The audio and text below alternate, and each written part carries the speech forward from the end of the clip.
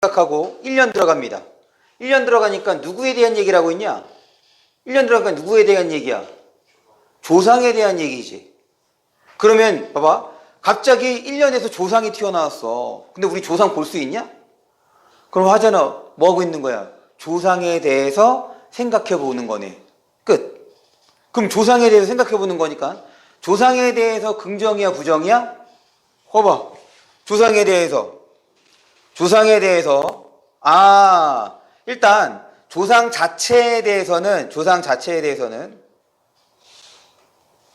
뭐 긍정이네.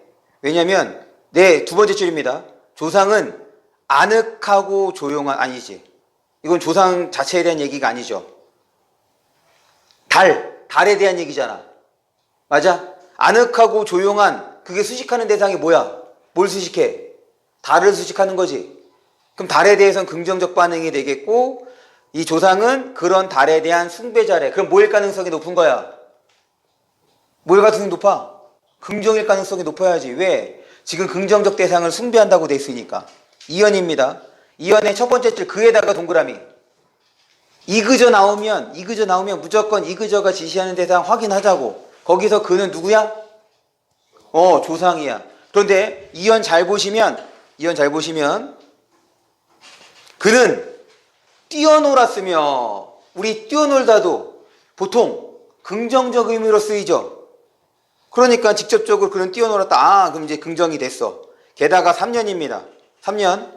이 포근한 그리움, 이 크나큰 기쁨과 만나는 그러니까 이 그리움과 이 기쁨은 다 뭐에 대한 설명이야? 달과 관련된 설명이지. 밤과 관련된 설명이란 말이야. 그래서 지금 조상, 그 다음에 달, 그 다음에 밤 여기에 대해서 긍정적 반응을 보인 거야. 사연, 그 긍정적 반응이 결국 누구에게까지 이어져? 그렇지, 자신에게까지 이어지죠. 그럼 상황 끝났잖아. 뭐야? 조상에 대한 긍정적 반응 그리고 나에 대한 긍정적 반응. 그럼 나도 똑같다는 얘기인 거 아니야. 조상이라. 맞아?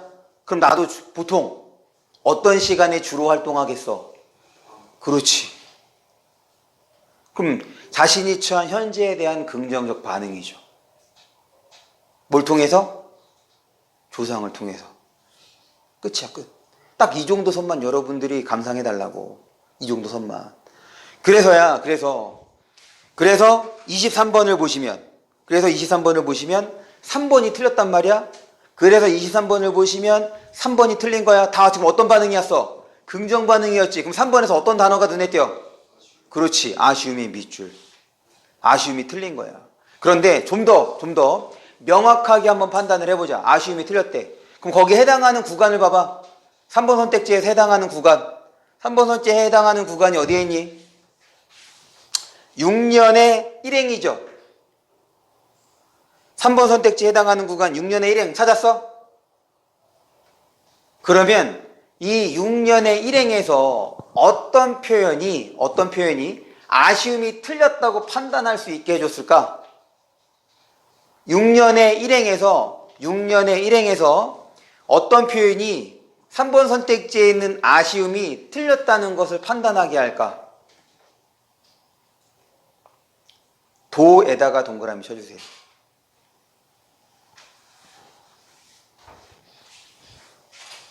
우리 문장 읽을 때 도, 만 항상 언제나 신경 써주셔야 돼.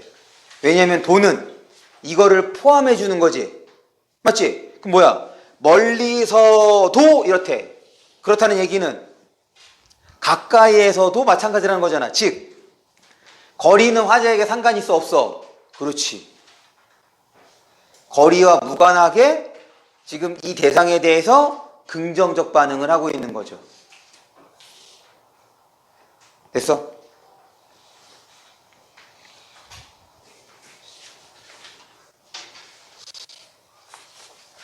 자꾸 이렇게 여러분들이 보려고 해주셔야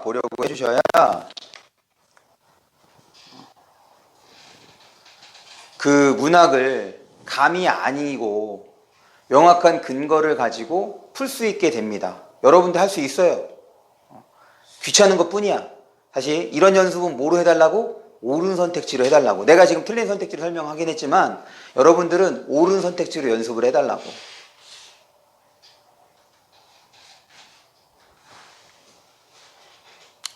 그 다음에 요 지문과 관련해서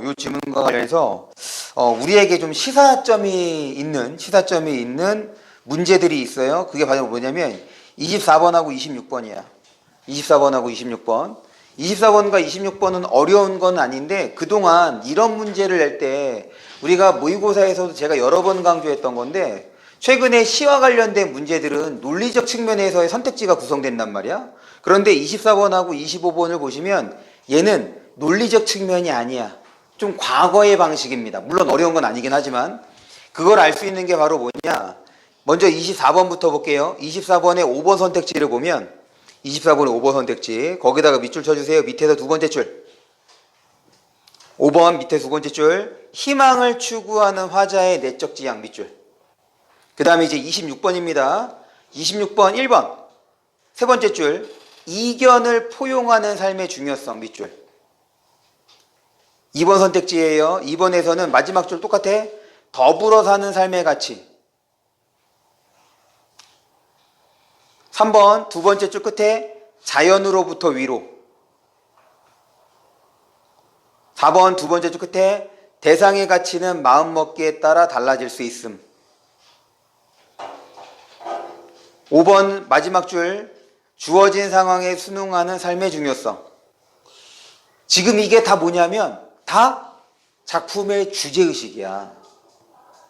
이게 다 작품의 주제의식이라고. 무슨 말이냐면 지금 이 24번하고 26번은 논리적인, 그러니까 문장을 구성하는 그 사실관계를 바탕으로 한 논리적인 판단을 여러분들에게 요구하는 것이 아니라 작품에 대한 이해와 감상을 요구하는 문제라는 점이지. 그런 점에서 오랜만에 이런 내용을 다루고 있었다. 오랜만에. 그러니까 수능에서도 이런 문제가, 그러니까 주제의식과 관련된 문제가 나오겠죠. 봐봐. 우리 24번을 봐봐. 24번은 가하고 나에 해당하는 거잖아. 맞지? 가하고 나에 해당하는 거야. 그런데 가는 연계야. 아까 가의 주제의식이 뭐였다고?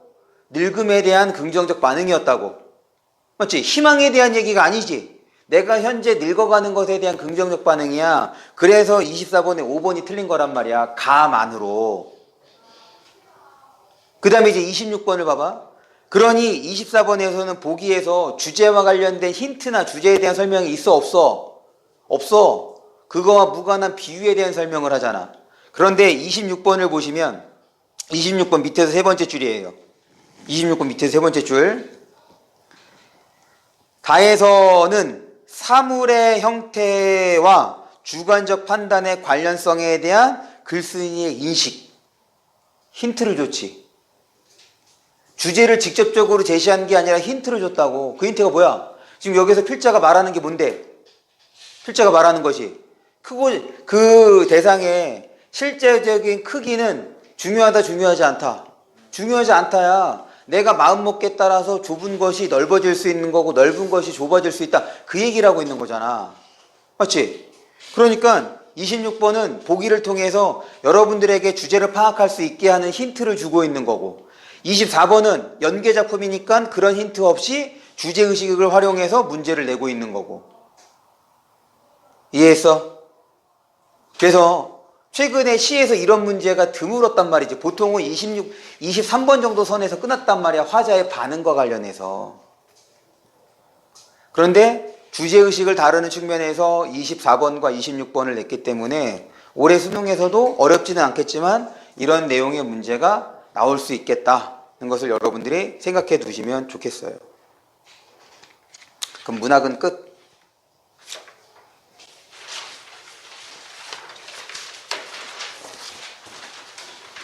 마지막입니다. 독서.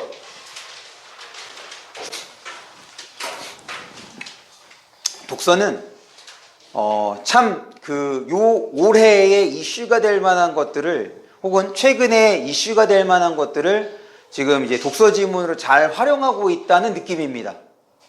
그래서 이슈와 관련해서 독서 지문을 좀 여러분들이 그 EBS를 만약에, 근데 제가 생각할 때는 독서는 굳이 EBS를 공부할 필요는 없을 것 같긴 하거든.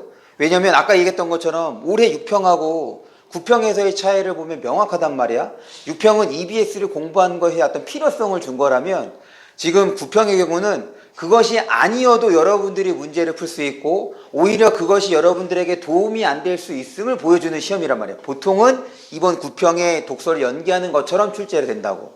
그러니까 지문의 난이도와 문제의 난이도를 그렇게 높이지 않은 것라고 생각해 볼 수 있겠습니다. 그런 측면에서 다시 최근 들어서 이제 이슈와 관련해서 생각해 볼 만한 게 바로 뭐가 있냐면 지금 첫 번째 독서론부터 볼게. 독서론에서 다루고 있는 거.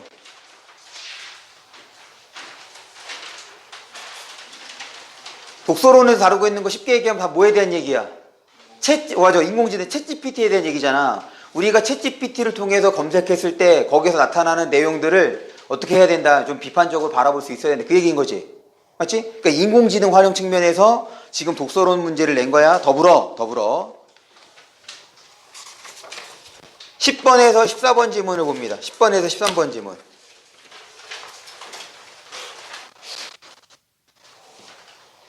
얘는 언론 문제예요. 언론 문제. 언론의 역할, 언론의 기능과 관련해서. 사실 작년 말부터 올해 우리 그 대선이 그러니까 그 하반기죠. 그러니까 상반기 마지막 6월인 거니까.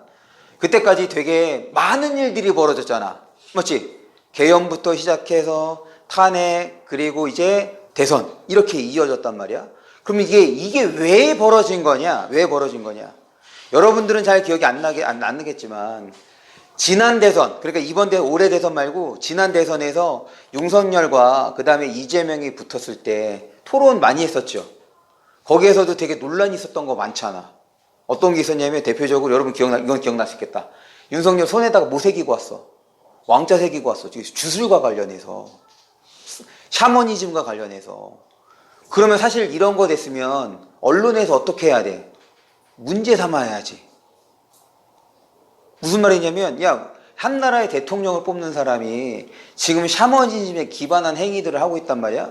그리고 토론도 제대로 이루어졌어? 아니야. 얘 아리백이 뭐냐? 그 아리백 꼭 알아야 되는 거냐? 이런 식으로 나왔다고. 아리백이 엄청나게 중요한 요소였거든. 그 당시에. 왜냐면 수출품과 관련해서 재생에너지를 일정 수준 사용하지 않으면 유럽에 수출을 못해. 그런데 그것조차도 모르고 원전에 대한 얘기를 했다고. 원전을 늘릴 것이 아니라 재생에너지를 늘리는 방향으로 갔어야지 우리 경제의 타격을 최소화할 수 있었는데. 그런데 그런 거 몰라도 된다. 경제 대통령이 살리는 게 아니다.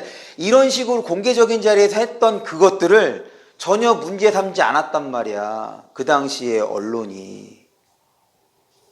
그러니까 이 지문은 언론의 역할에 대해서 공공저널리즘이라는 얘기를 하고 있는 거잖아. 사람들이, 대중들이 거기에 대해서 얘기를 나눠볼 수 있는 공론의 장을 만들 수 있어야 되는 것이 언론의 역할이라는 거잖아. 그게 이 지문이야. 그러니까 지금 여기에 있는 지문들이 근래에 좀 문제가 될 만한 거 혹은 이슈가 될 만한 것과 관련해서 지문을 구성하고 있다. 그러니 수능에서도 저는 이제 이걸 이렇게 설명을 합니다. 지금 이 시기에 적절한 즉 시의성 있는 지문을 구성할 거다. 이거는 제가 이제 모의고사를 보면서 여러분들 우리 이제 2주에 한 번씩 모의고사를 본다고 했으니까 모의고사를 보면서 이거는 지금 상황에 맞는 지금 상황에서 이런 내용들은 이렇게 좀 생각해 보면 좋겠다 하는 것들 그런 것이 있으면 바로바로 여러분들에게 설명을 하겠습니다. 최근에 문제가 그러니까 지금 아직도 여전히 해결되지 않는 여러 가지 세계적 이슈들이 있잖아. 가장 우리나라와 밀접한 관계가 있는 관세 문제도 있고 그 다음에 또 어떤 문제도 있냐면 아직도 끝나지 않은 전쟁 문제, 우크라이나 러시아 전쟁 문제 있지. 그 다음에 얼마 전에 이스라엘이 어떻게 했어? 가자지구 폭격하고 그 다음에 종군 기자가 뭐냐면 그렇게 전쟁터에서 취재하는 기자들 있잖아. 종군 기자를 죽였단 말이야. 최근 300년간 이뤄진 전쟁에서 그 죽은 종군 기자의 죽음보다 이 이스라엘하고 그 다음에 팔레스타인의 전쟁에서 죽은 기자들이 훨씬 더 많대. 이거 엄청나게 문제로 삼고 있는 거거든. 이거 그리고 얼마 전에 또 무슨 일이 있었어? 미국에서 이민자 단속한다고 해서 우리나라 기업을 갑자기 찾아와서 우리나라 기업의 노동자 한 300여 명을 잡아갔단 말이야. 불법 체류자로 해서. 이런 문제들. 그러니까 지금 물론 또 어떤 문제가 발생할지는 모르겠지만 여러분들이 그런 것까지 신경 쓸 수는 없잖아. 맞지? 그래서 그런 거와 관련된 지문이나 그런 거와 관련된 EBS의 내용이 있다면 여러분들에게 좀 안내를 할 테니까 그런 것들은 여러분들이 꼭 읽어봐 주셨으면 좋겠습니다. 내용 자체는, 그 다음에 글의 흐름 자체는 어렵지 않아요. 그래서 빠른 설명이 가능하거든. 어디부터 보냐면 거기 가나 지문부터 볼게요. 4번에서 9번.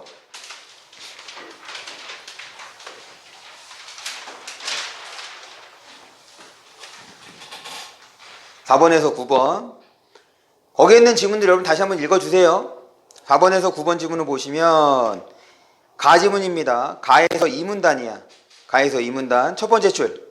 거기다 동그라미 쳐주세요. 지크프리트 크라카우어. 지크프리트 크라카우어의 영화론. 그 다음에 3문단입니다.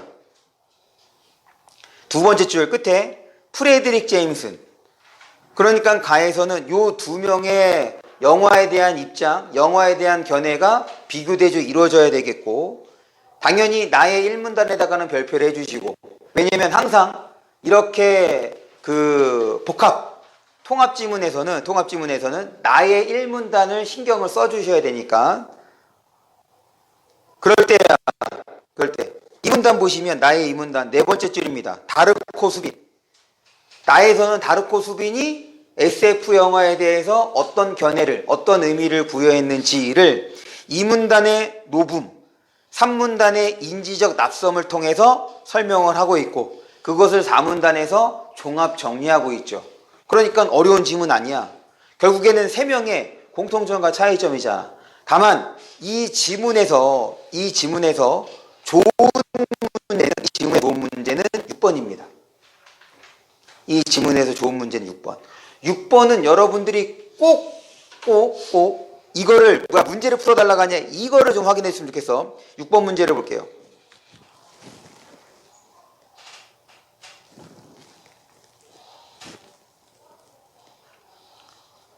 야, 오늘 오랜만에 많이 떠더니 가슴이 아프네. 지금 갈비가 나가갖고 소리가 커지거나 숨을 몰아쉬면 가슴이 아파. 여러분 자전거 조심해서 타세요. 자전거 위험합니다. 다른 데 다 멀쩡하잖아. 생각할수록 어이없네. 거기 6번을 보시면 6번 문제야. 다음의 입장에서 A를 평가하는 거래. 그러면 지금 이 다음에 나타난 입장은 수빈의 입장하고 같겠어, 다르겠어? 그렇지, 달라야지 평가할 수 있겠지. 그럴 때 A에서의 어떤 문장과 지금 6번 그 상자 속에 있는 어떤 문장이 정말 딱 반대가 되는 문장이 있어. 그거를 꼭 찾아주세요. 다시, 문제를 푸는 것보다 어떤 견해 차이가 있는지를 문장에다가 밑줄을 쳐서 구분해 주셔야 돼. 그러면 답이 눈에 보입니다. 그건 좀 해주셨으면 좋겠고, 그 다음에 7번에 5번 선택지 있죠? 7번에 5번 선택지에다가 별표해 주세요. 7번에 5번. 요거 순서야, 순서. 어딘 거냐면 3문단 봅니다. 3문단. 나의 3문단이야. 나의 3문단 어디를 보시느냐? 밑에서 하나, 둘, 세 번째 줄. 나의 3문단 밑에서 세 번째 줄. 나의 3문단 밑에 세 번째 줄이야. 거기 읽어볼게.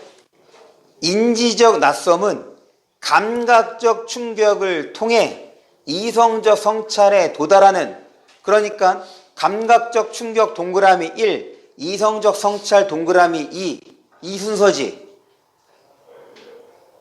5번 선택지 봅니다. 5번 선택지. 7번에 5번이야. 거기 수반에다가 동그라미 쳐주세요. 그러면 그 문장 읽었을 때 뭐가 1번이냐? 7번에 5번. 뭐가 1번이야? 그렇지. 이성적 성찰이 1번이지. 이성적 성찰에 수반되는 충동인 거니까 먼저 뭐부터 있어야 돼? 이성적 성찰이 있어야지 거기에 따라서 뭐가 나타나는 거야? 그렇지. 순서 정보. 그리고 그 순서 정보를 파악하려면 수반이라는 말을 정확하게 알고 있어야 되겠다.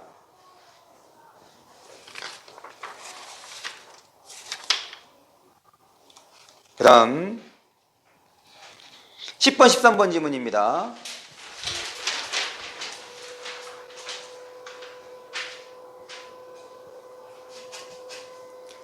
(10번) (13번) 1문단이야. 1문단 첫 번째 줄 저널리즘과 관련해서 1문단 밑에서 두 번째 줄 공공저널리즘으로 넘어왔어요.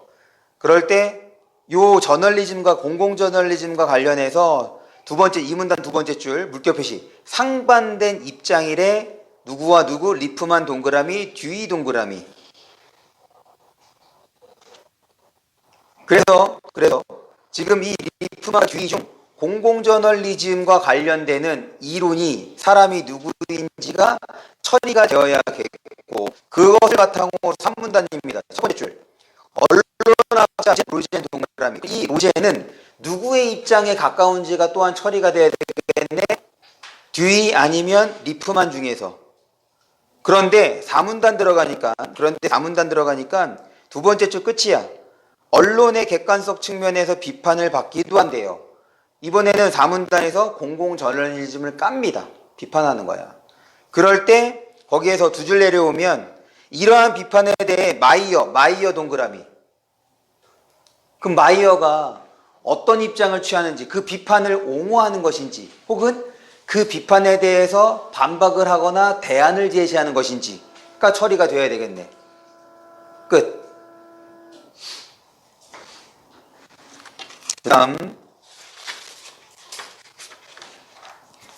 14번에서 17번 이 14번에서 17번 관련해서 17번에다가 별표해 주세요. 17번은 이 17번의 유형은 꼭 나올 겁니다. 17번의 유형은 꼭 나올 거야. 왜 그러냐면 이거는 이제 그 사회문화나 생각을 왜 그 도표 해석하는 거 있었지? 그게 어디에 나오는 거야? 사회문화야? 왜 이게 그러니까 도표 자체가 중요하다기보다는 지금 우리가 프레젠테이션 하면 그러니까 프레젠테이션 발표의 내용에 설명이 많아, 시각적인 요소가 많아. 그렇지. 그래프나 도표를 제시해주고 그걸 바탕으로 설명한단 말이야. 그러니까 지금 이 도표를 이해하는 능력은 지금은 여러분들에게 필수적인 능력이라고 할 수가 있는 거죠. 그래서 요 도표 혹은 그래프를 해석하고 활용하는 문제는 무조건 나올 거야. 그래서 요 문제는 여러분들이 꼭 풀어봐 주셨으면 좋겠어. 다시 이번 회차 어려운 거 없습니다. 이번 회차 어려운 문제 없어. 지금 전 영역을 통틀어서 어려운 거 없어. 지금 이 17번 문제도 충분히 여러분들이 해결할 만한 수준이에요. 우리가 모의고사에서 봤던 문제들이 훨씬 더 어렵다고. 근데 왜 그 문제를 보시냐면 왜 덮었어? 다시 펴줘. 그 문제를 보시면 지금 이 문제에서의 포인트가 뭐냐면 그 표에서 차폐 문턱값과 그 다음에 최소가청 강도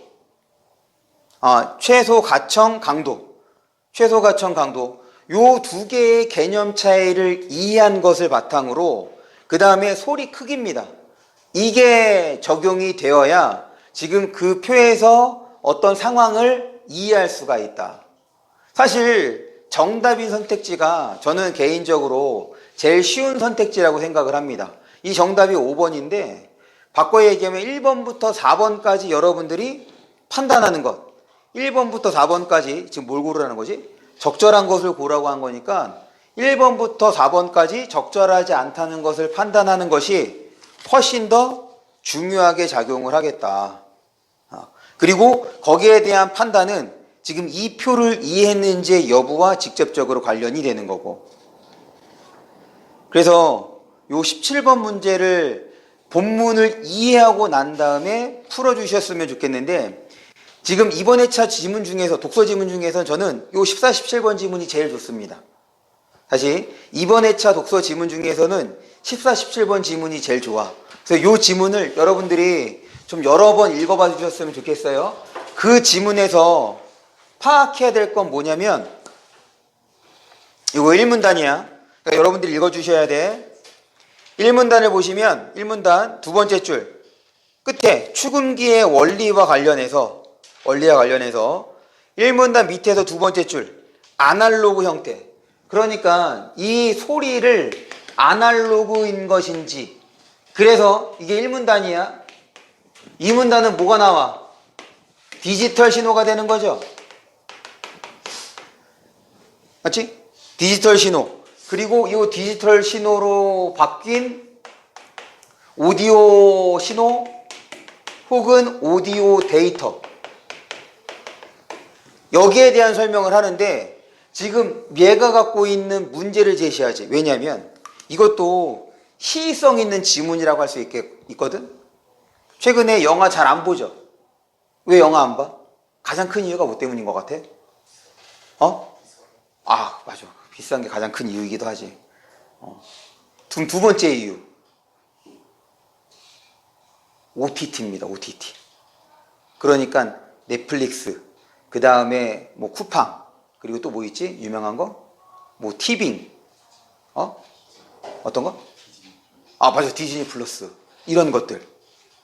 그런데 우리 OTT 서비스 생각해봐. 야, 그거 우리가 다운받아서 보는 거냐? 뭐 하는 거야? 스트리밍 하는 거지. 지금 여기서 왜 이 오디오 데이터가 문제라고 지적하고 있는 거냐?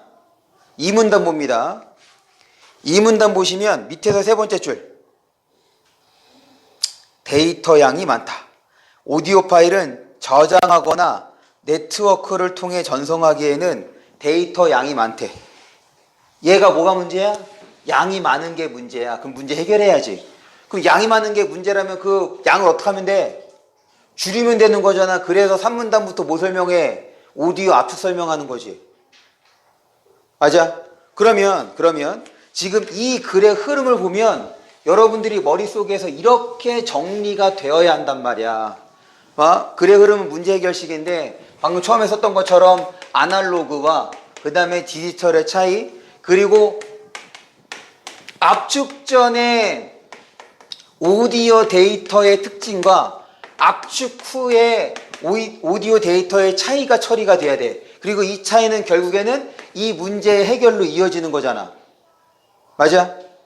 그래서 여기에서는 데이터가 많고 여기에서는 데이터가 줄어드는데 지금 이거를 설명하고 있는 게 5문단이거든. 이 5문단에서 이 오디오 데이터를 두 가지 양상을 통해서 줄입니다. 이거를 여러분들이 찾아낼 수 있다면 이 글을 제대로 읽은 것. 그럴 때야 지금 15번하고 16번 16번이 이 정도는 여러분들이 해결해주고 갔으면 좋겠다. 다시 글을 온전히 이해해서 17번을 풀어주는 것이 여러분들에게 제가 가장 기대하는 건데 그 정도는 아니더라도 15번하고 16번 정도는 처리가 될 수 있어야 돼. 15번하고 16번의 정답인 선택지는 모두 지금 이 흐름의 핵심과 관련돼서 선택지가 구성이 된 거거든. 됐어?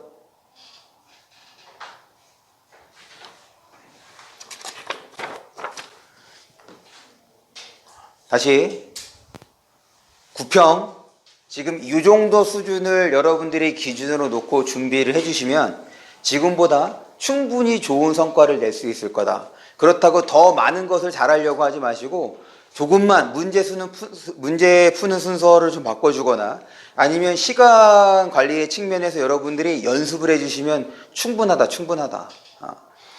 그리고 가장 중요한 건 국어를 풀 때는 여러분들이 욕심을 제발 안 냈으면 좋겠어. 욕심 부리지 말고 그냥 나는 평소처럼 봐야지 하는 게 가장 여러분들의 성적을 잘 낼 수 있는 방법이에요. 그러면 우리 9평에 대한 분석은 여기까지 하고 우리 준영이부터 우리 다른 친구들은 뭘 꺼내냐면 우리 과제 꺼내주세요. 우리 지난 시간에 여러분들 그거 받으셨지? 뭐지? 그 책자 9월 과제 안 받았어? 쌤이 주셨는데. 맞지? 받았지? 아니 쌤이 저희 9월 과제 내가 미리 먼저 줬나? 저저번 주. 저저번 주에? 네. 그럼 또 따로 받은 건 없어? 네, 그러면 제가 모의고사 과제를 드릴 테니까 혹시 지금 이제 개별 상담 진행하는 동안에 남아있는 친구들은 문제를 좀 풀어주시고 그 다음에 한 명씩 돌아가면서 상담을 진행을 하겠습니다. 그래서 만약에 과제를 안 갖고 왔다 그러면 뭐 아무거나 학습을 꺼내주셔도 좋고 다른 거를 꺼내주셔도 좋고 그렇게 좀 봐주시면 되겠어요. 잠깐만.